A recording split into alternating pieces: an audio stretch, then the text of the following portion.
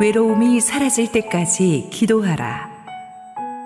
요한복음 16장 31절에서 33절, 히브리서 4장 15절에서 16절 말씀입니다. 예수께서 대답하시되 이제는 너희가 믿느냐? 보라, 너희가 다 각각 제 곳으로 흩어지고 나를 혼자 둘 때가 오느니 벌써 왔도다. 그러나 내가 혼자 있는 것이 아니라 아버지께서 나와 함께 계시느니라. 이것을 너희에게 이르는 것은 너희로 내 안에서 평안을 누리게 하려 함이라.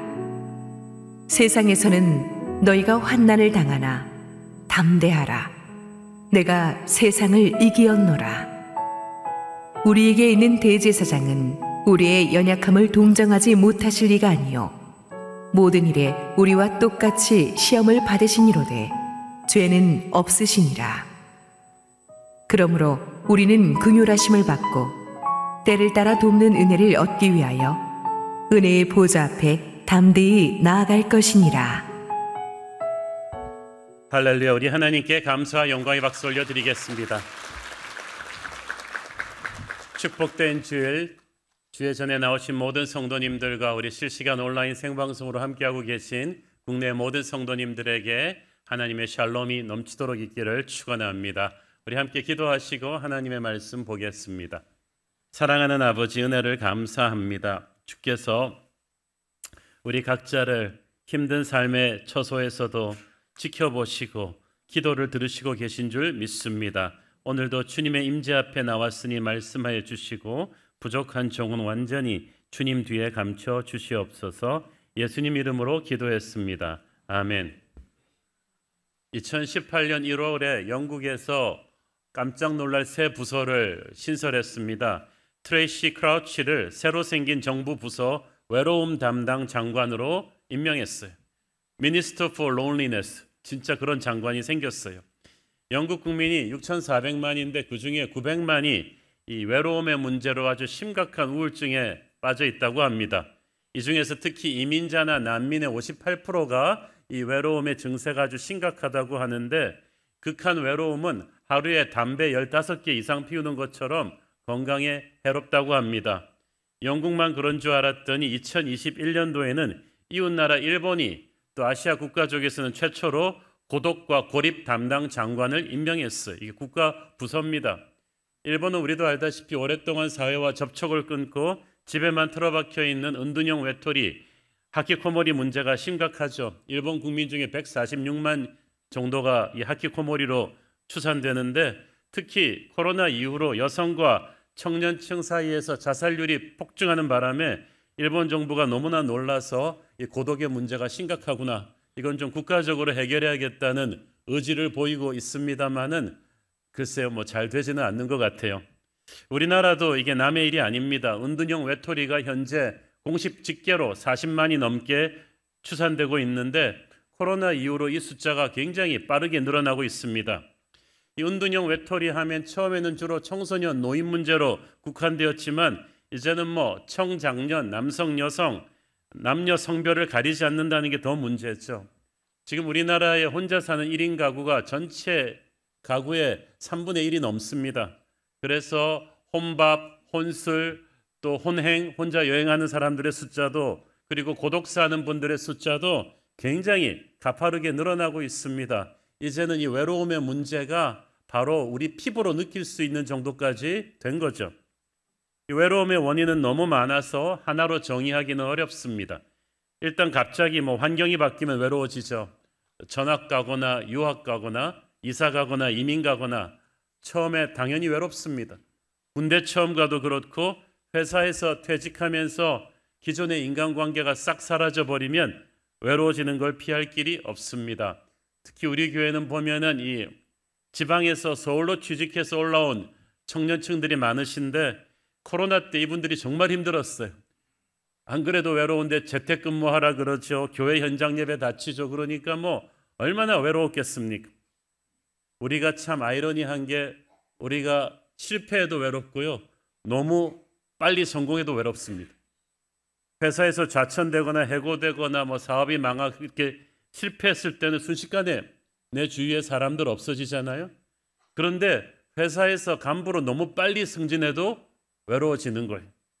어떤 분은 지사장이 되고 나니까 점심시간에 혼자 밥 먹는 케이스가 대부분이라고 합니다. 오래전에 젊은 나이에 30대 후반에 사장된 사람은 갑자기 동창회에 좀 나오지 말아달라고, 너 때문에 우리가 너무 왜소해 보인다고 그런 경우도 있었대요. 자의반 타의반으로 우리 가까운 사람들이 우리 주위를 떠날 때 우리는 말할 수 없는 이 고독을 또 느끼죠. 아이들이 미국에 조기 유학 가고 엄마까지 뒷바라지하러 떠난 다음에 남은 이 기러기 아빠들의 외로움은 참 우리 사회적인 문제가 되었잖아요. 또 나이가 찬 자식들이 다 제갈길 가고 부부만 딱 남았을 때도 참 외롭습니다. 처음에는. 그러다가 이제 부부 중에 한 명이 세상 떠나고 나면 남은 사람이 정말 힘들어요. 그래서 우리나라에서 이제 외로움을 덜기 위해서 반려동물 키우는 분들이 폭발적으로 늘어나가지고요. 1,500만이 반려동물 키우고 있습니다. 그런데 반려동물을 그냥 동물로 보는 게 아니라 제가 길에서 가면서 보니까 엄마라는 거예요. 자기가 개를 보고 족보가 어떻게 되나 싶어서 엄마한테 와 그러는데 갑자기 보니까 애가 아니고 개가 가고 있어요. 우리가 너무 마음이 허하니까 이제 막 동물들을 가족으로 막 입양하나 봐요. 사람이 참 이중적인 것이 외로움이 싫다고 하면서도 또 프라이버시가 중요하다고 생각해서 함부로 마음 열지는 또 않아요. 특히 사람한테 한번 상처 입은 경험이 있는 사람은 쉽게 마음을 열어주지를 않습니다. 스스로 생각하는, 선택하는 의도적인 고독도 있는 거죠. 외로움을 견뎌내는 건 참 쉽지 않은 일인데 그렇다고 해서 잘못된 방법으로 외로움을 해결하려고 해서는 안 됩니다. 젊은이들의 그 지나친 온라인 비디오 게임도, 술도, 마약도, 불륜도, 도박도, 충동적인 쇼핑이나 유튜브나 TV 과다 시청 등이 모두 잘못된 외로움 해결 방법이 있죠. 영혼이 망가집니다. 특히 외롭다고 해서 아무나한테 손 내밀지 말아야 돼요. 오래전에 사귀던 남친하고 헤어지고 나서 외로움을 견디지 못해 진짜 아무나 하고 나 사귀어야겠다 그러더니 진짜 아무나 하고 나 사귀다가 큰 낭패를 당한 그 자매를 본 적이 있습니다. 외로울 때 충동적으로 시작하는 인간관계를 조심해야 돼요. 한국이나 미국이나 이 10대들이 이 갱에 들어가는 것은 주먹질을 좋아해서가 아니라 외로움이 그 시작이라고 합니다. 이들 갱들은 처음 이민 오거나 전학 온 아이들, 결혼 과정에서 자란 아이들, 그래서 외로움이 아주 극심한 아이들을 쉽게 끌어들인다고 합니다. 그리고 뭐라고 합니까? 우리는 가족이다. 마피아 범죄 조직이 자기들을 패밀리라 그러잖아요. 그리고 중국 상하패 같은 조직들도 항상 형제라고 그럽니다. 그래서 최고 보스를 보스라 그러는 게 아니라 따거, 그래서 형님이라고 하잖아요. 그렇지만 결국은 범죄의 도구로 이용당하고 버리죠. 그렇기 때문에 목마르다고 해서 소금물 마시면 갈증이 더하듯이 외롭다고 해서 함부로 사람의 손을 잡으면 안 되는 거예요. 우리를 창조하신 하나님께서는 그 누구보다 우리의 외로움을 잘 이해하고 계십니다. 그래서 에덴 동산에서 홀로 있는 아담을 보시고 말씀하셨죠. 사람이 혼자 있는 것이 좋지 못하다. 그리고 결혼을 시키신 거예요. 그래서 남녀가 만나 결혼을 하고 아이를 낳아 가정을 이루게 되죠. 그 가정이 모여서 부족이 되죠. 그 부족이 모여서 이제 국가가 되는 거예요. 우리 주님께서는 인간이 외롭지 않게 가정을 이루는 것을 원하셨고 그 가정이 모든 사회의 구성원의 핵심이 됩니다. 왜 성경이 그럼 이 말이 이렇게 많이 나오겠어요? 내가 너와 함께 함이라. 우리의 외로움을 하나님이 아시기 때문이에요.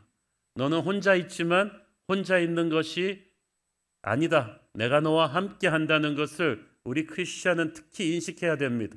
왜냐하면 안 그래도 외로운 인생에서 우리가 크리스찬이기 때문에 세상으로부터 또 따가운 눈총을 받을 수가 있습니다.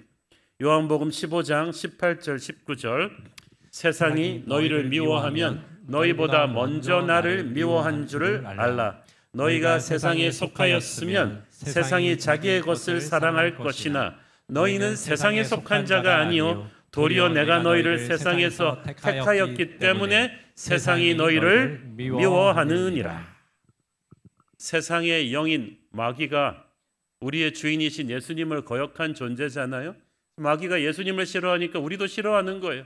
그래서 자기가 권세 잡은 세상에서는 참 알게 모르게 우리를 크리스천들을 왕따시키고 소외시키고 그리고 레이블을 붙입니다. 크리스천들이 반사회적이다, 반지성적이다, 반문화적이다. 그래서 우리가 참 세상에서 크리스천은 더블로 외롭죠. 최근에 들은 이야기인데 일본에서 사역하고 계신 선교사님들 자녀들이 학교에서는 거의 대부분 이지메를 왕따를 당한다고 합니다. 그만큼 일본 학교들이 거기 있는 국제학교들 포함해서 기독교에 대해서 배타적이라는 거예요. 이것이 바로 세상의 실체입니다. 오늘 본문인 히브리서 4장 15절을 보십시오. 우리에게 있는 대제사장은 우리의 연약함을 동정하지 못하실 리가 아니요 모든 일에 우리와 똑같이 시험을 받으신 이로되 죄는 없으시로다. 여기서 동정한다는 헬라어는 함께 고통받는다는 뜻이에요. 우리가 이 땅에서 살면서 겪는 모든 육체적인 정신적인 고통을 우리 주님이 먼저 다 겪어보셨다는 이야기죠. 여러분, 가지 못한 먼 모험의 나라로 여행할 때 여러분은 어떤 동반자를 선택해야 됩니까? 참고로 똑똑한 사람 필요 없어요. 싸움 잘하는 사람 필요 없어요. 돈 많은 사람 필요 없어요. 여러분에게 필요한 동반자는 그 길을 먼저 가본 사람이에요. 그게 가장 지혜로운 동반자인데 우리 주님께서 우리가 겪는 모든 아픔을 먼저 겪어보셨기 때문에 우리 주님이 가장 확실한 동반자예요. 우리와 똑같이 시험을 받으신 이로되 죄는 없으시로다. 주님은 시험을 받으셨지만 시험에 드신 적은 없어요. 이것이 주님과 우리의 다른 점이죠. 그는 죄 없으신 존재이면서 죄를 이기신 분이십니다. 그가 겪으셨던 이 땅의 모든 고통 중에 외로움이 있었어요. 그 외로움의 시험 속에서 마귀는 우리의 영혼을 무너뜨리려고 하지만 주님은 그 외로움을 극복하시고 승리하셨기 때문에 우리는 예수님을 통해서 이 외로움의 문제를 크리스천이 어떻게 다뤄야 되는지를 배울 수 있습니다. 사실 제가 외로움에 대해서는 몇 번 설교한 적이 있지만 이번 시간에는 특별히 그냥 예수님만 집중하겠습니다. 예수님께서 이 땅에 사시면서 인간의 몸을 입고 외로움을 어떻게 이겨내셨는가? 첫째, 그는 사람들을 섬기셨으나 그들에게 의탁하지 않으셨습니다. 요한복음 2장 23절 24절 읽습니다. 6월절에 예수께서 예루살렘에 계시니 많은 사람이 그의 행하시는 표적을 보고 그의 이름을 믿었으나 예수는 그의 몸을 그들에게 의탁하지 아니하셨으니 이는 친히 모든 사람을 아심이요. 예수님은 사역 초창기 인기가 참 좋으셨어요. 수많은 사람들을 치유하셨기 때문에 먹이셨기 때문에 군중은 환호했습니다. 예수님을 그래서 믿었어요. 그렇지만 예수님은 그들을 믿지 않았어요. 여러분, 정치인들이 여기서 최고는 지지율 올라가는 거죠. 근데 지지율이 거의 90%에 달하는데도 예수님은 그들을 붙잡고 조직을 만들지 않았어요. 그들에게 속내를 보이고 이 힘을 이용해서 뭔가 하려고 하지 않았습니다. 의탁하지 않으셨다는 말이 그 말이에요. 사람들은 예수님을 믿는데 왜 예수님은 그들을 안 믿었을까요? 예수님이 그들 안에 뭐가 있는지를 아셨기 때문이죠. 그들의 믿음은 온전한 믿음이 아닙니다. 지금은 기적에 매료되어 달려온 믿음이에요. 그 말은 예수님한테 뭔가 건질 게 있기 때문이죠. 예수님한테서 뭔가 건질 게 없다고 판단되면 싹 돌아섭니다. 여러분 주변의 인간관계도 마찬가지예요. 여러분을 정말 있는 그대로 사랑해주는 사람은 부모 외에는 별로 없다고 보시면 돼요. 왜 그럼 여러분 옆에 사람이 많으냐? 뭔가 여러분에게서 얻을 게 있는 것이 때문이겠죠. 사람은 조속으로 변해요. 예수님을 향해서 호산나 다윗의 자손이라고 열광했던 그 팬들이 딱 며칠 만에 빌라도의 법정에서는 십자가에 못 박아 죽이라는 안티둘로 변하죠. 그래서 예수님은 자기 좋다고 달려드는 팬들의 손을 적극적으로 잡지 않으셨어요. 그래서 군중도 예수님 곁에 오래 머물지 않았습니다. 이것은 예수님께서 의도적으로 선택하신 고독이기도 한데 우리에게도 이런 분별력이 필요해요. 인기는 마약과도 같은 것입니다. 세상 사람들이 여러분이 좀 성공하고 어떤 지위에 갔을 때 여러분의 전화번호로 달라 그러고 박수 쳐줄 때 너무 도취되어서 분별력을 잃지 마십시오. 군중 속에 고독이란 말이 있죠. 세상에서 성공하고 주변에 사람들이 몰려든다고 해도 여러분의 외로움의 문제가 근본적으로 해결되는 건 아니죠. 전 세계의 팬들이 열광했던 엘비스 프레슬리나 윈니 휴스턴 같은 스타들이 왜 외로움에 못 이겼어? 그들의 이름을 부르며 죽겠다던 팬들이 수백만인데도 마약을 하고 자살하고 우울증에 걸렸겠어요. 외롭다고 특히 사람들에게 자신의 문제를 함부로 얘기하지 마십시오. 영화 캐스터웨이 보면은 그 무인도에 고립돼서 4년을 보낸 톰 행스가 외로움에 지쳐갖고 한다는 게 뭐였냐면 배구공에다가 사람 얼굴을 그렸어. 그리고 윌슨이라고 부릅니다. 그게 윌슨 브랜드거든요. 그러면서 친구로 삼고 진짜 사람인 것처럼 끌어안고 맨날 얘기를 털어놓는 거지. 오늘은 이게 슬펐고 오늘은 이게 기뻤고.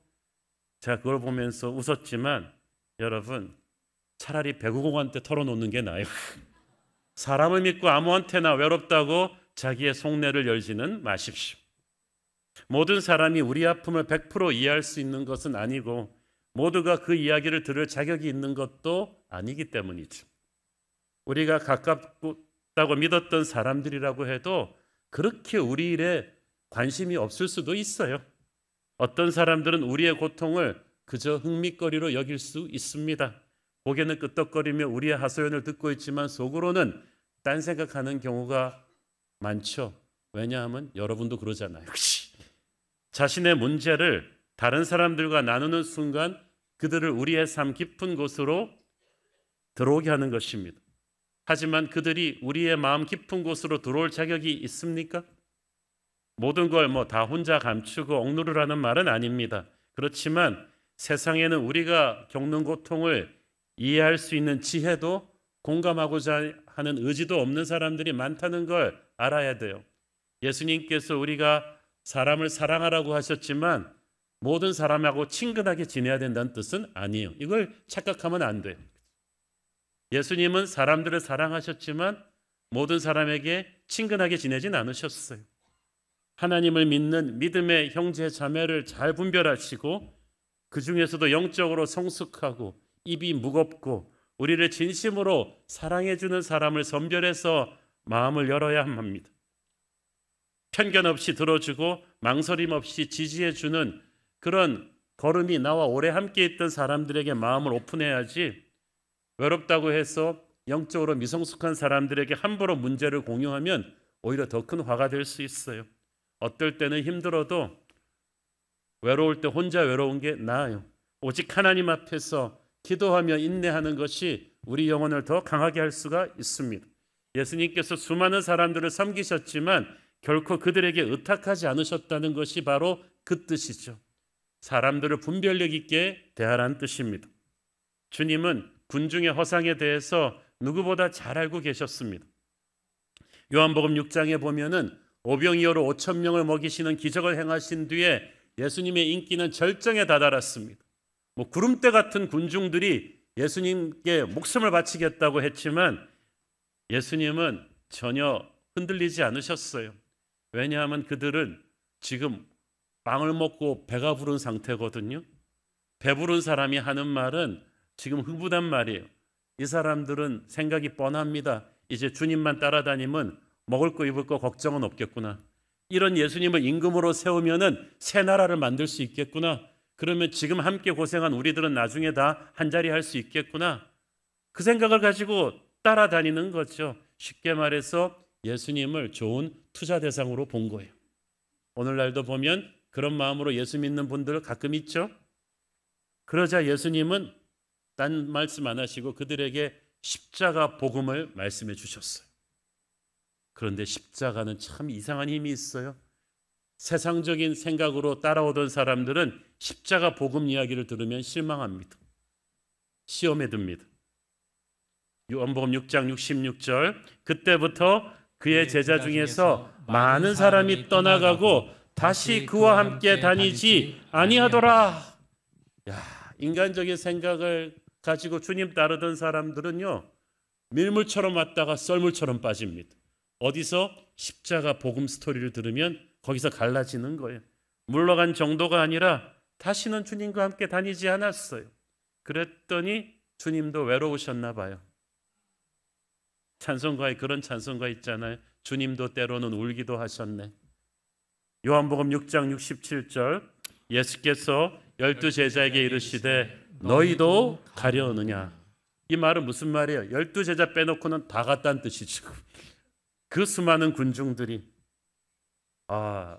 교회를 개척하고 지금까지 15년 오면서 하나님이 많은 성도들을 보내주셨지만 또 뒷문으로 떠난 성도들도 참 많습니다. 특히 초창기 때는 참 그것이 힘들더라고요. 함께 끝까지 가줬으면 했는데 뭐 아무리 설득해도 되지 않고 생각이 딱 바뀌어서 툭툭 나가버릴 때 한동안 뭐 허탈해지기도 했습니다. 우리 주님께서는 얼마나 힘드셨겠어요. 한두 명도 아니고 수천 명이 빠지고 나서 12명만 남은 거예요. 요한복음 6장 68절, 시몬 베드로가 대답하되 주여 영생의 말씀이 주께 있사오니 우리가 누구에게로 가오리까. 참 베드로가 사고도 많이 치지만 이럴 때는 정말 우리 주님의 마음을 짠하게 위로해 드리는 뭔가가 있어요. 세상적으로 영악한 사람들은 다 갑니다마는 교회 공동체 안의 의리는 인간적인 정이 아니라 말씀을 붙들고 우리는 끝까지 남겠다. 우리는 십자가의 복음을 끝까지 잡고 가겠다. 이 사람들이 세상을 변화시키는 사람들이에요. 하나님의 역사를 이루기에 이 남은 자들로 충분했던 거예요. 물론 사람들이 떠날 때 내 자신의 부족함은 없었는지 깊은 자기 성찰과 반성의 시간은 필요합니다만은 사람이 떠나는 것이 다 여러분 잘못이라고 자학해서는 안 됩니다. 하나님의 말씀을 붙잡고 내가 진실하게 하나님의 길을 가려고 하는데도 그걸 이해하지 못하고 떠난다면 할 수 없는 일이죠. 잠깐 슬퍼하시고 그 다음에는 축복하고 보내십시오. 참고로 떠난다고 마음먹은 사람을 여러분이 다시 설득하고 주저앉히려 할 때처럼 비참한 건 없어요. 서로에게 좋지 않아요. 그냥 쿨하게 보내야 돼요. 우리는 자꾸 우리를 떠나간 사람들에 대해서만 아쉬워하지만 하나님께서는 이제부터 떠난 자들이 아니라 남은 자들의 하나님이십니다. 여러분 옆에 남아있는 자들을 귀하게 보십시오. 그들로 충분하다고 하십니다. 성령의 눈으로 보면 이제부터 진짜 역사는 이때부터 시작된다는 거예요. 예수님을 그렇지만 더 외롭게 만들었던 건 군중이 아닙니다. 그를 노골적으로 대적하고 핍박했던 적도 아닙니다. 진짜 예수님을 외롭게 만들었던 건 그의 제자들이었어요. 여러분 그렇잖아요. 나의 적들에 대해서 어차피 기대도 안 했기 때문에, 그리고 알지도 못하는 군중에 대해서는 어차피 모르는 사람들이니까 우리가 왜 상처받겠어요. 우리를 상처 주고 실망시키고 외롭게 만드는 건 내가 마음을 주었던 죄책근이에요. 성경을 이번에 외롭다는 주제를 가지고 다시 쭉 보니까요, 예수님을 가장 실망시킨 사람들이 외롭게 만든 사람은 그의 제자들이었어요. 이 제자들은 예수님을 자기 출세의 수단으로 이용하려 했죠. 예수님의 공생애가 맞춰갈 무렵, 이제 십자가 죽음이 얼마 남지 않은 이 숭고한 순간에 12제자 중에 그래도 최측근에 들어간다는 야고보와 요한이 조용히 주님께 와서 기도해 드린 게 아니고 뭐라 그럽니까? 마가복음 10장 37절, 여짜오되 주의 영광 중에서 우리를 하나는 주의 우편에 하나는 좌편에 앉게 하여 주옵소서. 예수님이 막 뒷골 잡고 막 쓰러져야 되는 순간, 이 얼마나 기가 찬 말입니까? 아니 3년 동안 그렇게 제자 훈련을 시켰는데 말이죠. 이건 소기의 경일기도 유분수지. 지금 십자가 죽음이 바로 코앞인데 마태복음에 보면은 자기 엄마까지 데려와서 예수님한테 이 로비를 합니다. 그랬더니 막 다른 제자들이 막 화를 내죠. 왜? 자기보다 먼저 왔으니까. 다 똑같은 생각이었던 거예요. 예수님은 정말 브루터스 노마조녀, 어떻게 믿었던 제자들이 이럴 수 있어요? 결국은 예수님을 출세의 수단으로 이용하려는 생각으로 따라다닌 거 아니에요? 여러분도 여러분 주변에 여러분 자체를 좋아해서 여러분 옆에 있다고 생각했던 사람이 알고 보니까 결국은 여러분을 이용하려고 했다. 여러분의 돈을 이용하려고 했다. 여러분의 이름을 팔아서 뭘 해보려고 했다는 걸 깨달을 때 허망하지 않겠습니까? 내가 이런 인간을 믿었단 말인가? 그렇지만 예수님은 그 배신감에 무너지지 않으시고 그 요한 야고보에게 말씀하시죠. 너희들 그래 오른편 왼편 좋지. 앞으로 내가 질 십자가를 함께 질 것이다. 그 야고보는 최초의 순교자가 되죠. 요한은 최후의 순교자로 끝까지 살아서 예수님의 어머니도 돌보고 요한계시록까지 쓰고 교회의 모든 성도들에게 사랑을 가르치는 사도로 살다가 죽게 되죠. 그렇지만 예수님의 그때 느꼈던 외로움은 크셨을 거예요. 예수님의 제자들은 둘째로 정말 힘든 순간에 기도의 짐을 함께 져주지 않았어요. 예수님은 주로 혼자 기도하러 가셨던 분이었는데 겟세마네 동산에는 3명의 제자를 같이 데리고 가셨죠. 왜냐하면 십자가를 눈앞에 둔 너무나 큰 기도였기 때문에. 왜 그럴 때 있잖아요. 우리가 보통 때는 혼자 기도하지만 진짜 힘든 상황 앞에서는 중보기도 라인방에 다 올려야 돼요. 왜냐하면 나 혼자 기도하기엔 지금 너무 힘들어요. 그래서 베드로, 요한, 야고보 데리고 가셨는데 같이 정말 중보기도를 해야 줄 거라고 생각했는데 열심히 주님 기도하고 오시니까 자고 있어. 예수님이 기가 차셔가지고 너희들 평소에 잘 시간 얼마나 많은데 이 중요한 순간에 나와 함께 깨 있을 수 없더냐. 저는 그때 주님이 느끼셨을 그 외로움, 여러분의 인생의 위기의 순간에 함께 기도해 주지 않는 사람들을 보면 너무나 외로울 것입니다. 그렇지만 예수님은 그때도 뭐라고 하셨어요? 너희들 마음은 그렇지 않았을 텐데 육체가 약해서 그렇지. 뭐 마음이 안 원하긴 뭘 안 하네요. 예수님께서 그들의 최선을 믿어주신 거예요. 여러분도 사람들이 여러분을 실망시킬 때 본심은 그렇지 않았을 것이라고 알면서도 한번 속아주십시오. 믿어주십시오. 이 세 사람이 나중에 정말 기도의 용사가 되잖아요. 그 중에 또 가룟 유다가 있습니다. 이 사람은 뭐 아예 예수님을 은삼십냥에 팔아넘긴 사람 아닙니까? 이 사람에게서 느끼는 배신감은 또 크셨을 거예요. 왜냐하면 제일 실물 경제 능력이 탁월해서 재정을 다 맡겼거든요. 여러분 회사에서 그래도 사장이 가장 믿는 사람한테 격리 장부 맡기잖아요. 회계 장부를 맡기는데 그 사람이 예수님을 팔았어요. 그 사람이 적의 편에 서서 이쪽 정보를 다 넘긴 거예요. 얼마나 배신감이 크셨겠습니까? 세상에 믿을 사람이 없는 거죠. 그렇지만 예수님은 배신자 유다를 친구여라고 부르셨어요. 가서 네 할 일을 속히 하라고 하셨어요. 원망과 분노로 부들부들 떨지 않으셨어요. 이것이 정말 중요합니다. 여러분의 인생에서 여러분을 이렇게 대놓고 배신하는 사람한테 상처받지 마세요. 왜냐하면 상처를 작정하고 주겠다는 사람한테 내가 상처를 받잖아요. 그건 원하는 대로 해주는 거예요. 저쪽에 상처를 주면 반사 나는 너 땡큐다. 그냥 유다 때문에 분노하고 배신감에 잠 못 이루는 것이 아니라 가서 네 할 일을 해라. 그리고 보내셨어요. 훗날 유다의 빈자리는 새로운 제자 마띠아로 하나님의 새로운 사람으로 메꾸면 되는 거죠. 그렇게 예수님은 그 무서운 이 상처를 또 이겨내시면서 전진하셨습니다. 무엇보다 예수님이 체포되는 순간에 제자들은 예수님을 버리고 사방으로 달아났죠. 이게 또 정말 외로우셨을 거예요. 여러분 인생에서 정말 힘든 순간에 여러분이 믿었던 사람이 여러분의 전화를 안 받아. 뻔히 문자가 갔는데 답을 안 해. 정말 외롭죠. 12제자가 다 주님을 버리고 겟세마네 동산에서 도망쳤을 때 주님이 그러셨을 것입니다. 그런데 그 상황을 주님은 이미 예견하고 계셨어요. 오늘의 첫째 본문 요한복음 16장 31절 33절 말씀은 겟세마네 이 제자들의 이 비겁한 행동을 주님이 몇 시간 전에 이미 예언해 주신 거예요. 32절 읽습니다. 보라, 너희가 다 각각 제 곳으로 흩어지고 나를 혼자 둘 때가 오나니 벌써 왔도다. 그러나 내가 혼자 있는 것이 아니라 아버지께서 나와 함께 계시느니라. 아멘.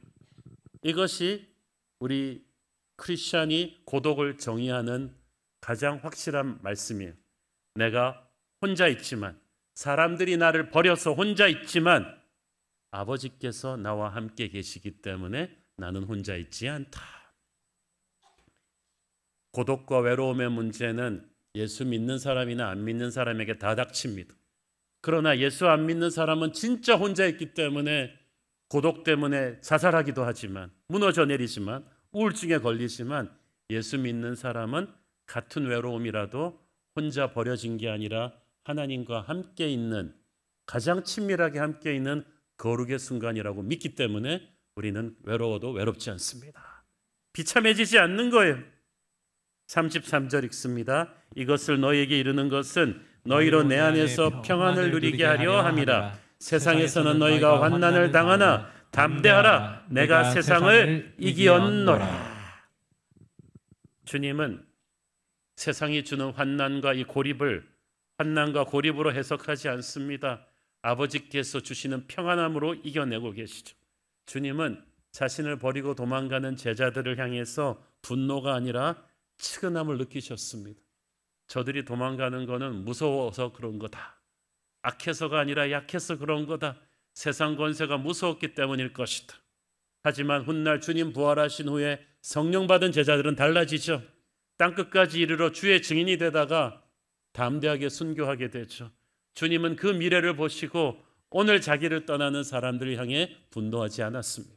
여러분도 저도 그렇게 해야 될 줄로 믿습니다. 특히 우리는 베드로가 예수님을 3번 부인한 사건을 기억합니다. 베드로는 예수님의 수제자였고 무엇보다 딴 사람은 몰라도 나는 절대 죽어도 주님 옆에 있겠습니다라고 큰소리 뻥뻥 치던 사람입니다. 여러분 주변에서 이렇게 목숨 걸고 큰소리 치는 사람들을 조심하십시오. 내가 그렇게 하면 내 손에 장을 지진다. 내 눈에 흙이 들어가기 전에는 그 말 다 믿을 게 못 돼요. 큰소리의 장인 베드로가 어떻게 했나요? 예수님이 대제사장의 뜰로 잡혀가셨을 때 그 예수님 저기서 서 계시는데 이쪽에서 무서운 군사들의 고문받은 것도 아니면서 그 계집종들 앞에서 연거푸 3번 주님을 부인하지 않습니까? 3번째 부인할 때 새벽닭이 울죠. 누가복음에 보니까 그 순간에 저쪽에 계시던 주님이 고개를 돌려서 베드로를 보셨다고 했어요. 그 눈빛이 마주치던 그 순간을 여러분 어떻게 생각하세요? 우리도 살다 보면 꼭 베드로 같은 인간이 가끔씩 나타나요. 내가 그렇게 믿었는데 자기도 항상 나와 함께 하겠다고 큰 소리 치더니 살기 위해 사람들 앞에 나를 부인하는 때가 있습니다. 그렇지만 예수님은 그 베드로를 바라보시면서 이를 가는 분노의 눈빛으로 바라보지 않았어요. 거기도 한없는 동정의 눈빛이었을 것입니다. 베드로야, 나는 너를 원망하지 않는다. 너는 악해서가 아니라 지금 약해서 그렇게 하고 있는 거야. 네 본심은 그렇지 않을 거야. 예수님의 그 용서의 눈빛을 보는 순간 베드로가 뒤집어지잖아요. 통곡하고 회개하면서. 그렇게 변한 베드로는 나중에 주님을 위해서 십자가에서 순교당하는 복음의 전령이 됩니다. 예수님이 그의 배신을 끝까지 인내해 주셨기 때문이죠. 그런가 하면 또 예수님을 의심하던 도마 같은 제자도 있었어요. 부활하신 주님이 제자들에게 나타나셨을 때 꼭 그 자리에 없는 사람이 있어요. 도마가 없었어요. 나중에 나타나갖고 심술이 나고 투덜투덜 난 못 믿겠어. 자기 손가락을 주님 손에다 넣어보고 자기 손 주님 찔리신 옆구리에 넣어보지 않으면 못 믿겠어. 우리 주변에도 보면 도마처럼 꼭 있어야 할 때 없다가 나중에 나타나서 투덜대는 친구가 있습니다. 꼭 우리 없는 데서 또 우리 얘기 안 좋게 하는 사람도 있어요. 우리를 못 믿겠다고 또 막 의심하는 사람도 있어요. 그게 도마예요. 그런데도 주님은 그 도마 한 사람을 위해서 다시 나타나시잖아요. 일주일 후에 다시 나타나셔서 격려해 주시고 붙잡아 주십니다. 그래서 도마도 변합니다. 평생을 복음 전하다가 나중에는 저 머나먼 인도에 가서 순교하죠. 예수님이 그의 의심을 참아주셨기 때문이에요. 저는 이 예수님을 실망시켰던 제자들의 스토리를 쭉 묵상하다가 그 생각을 했습니다. 아니, 누가복음 6장에 보면 예수님은 분명히 기도하시고 밤새 기도하시고 12제자 뽑으셨는데 기도하고 뽑은 인간들이 왜 이러지? 그 중에서 유다가 나왔어요. 예수님께서 유다의 배신을 모르셨나? 이 요한, 야고보, 도마 이런 사람들이 왜 나오지? 여러분, 우리가 교회에서도 그런 생각을 가끔 하죠. 세상에서 사람한테도 상처받았는데 아니, 기도하는 성도들은 왜 이러지? 기도하면서 만난 부부끼리 왜 이러지? 교회 공동체 식구들도 예수님의 제자들처럼 정말 다양한 형태로 실망을 주고 아픔을 줄 수 있습니다. 그래서 교회 안에서 상처받으면 더 외로워져요. 그런데 예수님은 내가 제자들을 잘못 봤다 이러지 않으셨어요. 그 실망과 상처를 이겨내시면서 그들을 포기하지 않았어요. 그들을 때로는 떠나보내셨지만 대부분 용서하시고 인내하시고 변화시키셨어요. 그랬기 때문에 우리가 아는 저 위대한 12사도가 나온 거 아니겠어요? 어떻게 예수님은 사람들로부터 받는 그 상처 때문에 외로워서 자기의 마음을 닫지 않을 수 있었을까? 그것은 항상 하나님과 교제하셨던 거룩한 습관이 있었기에 가능했던 일이었습니다. 히브리서 4장 16절 읽습니다.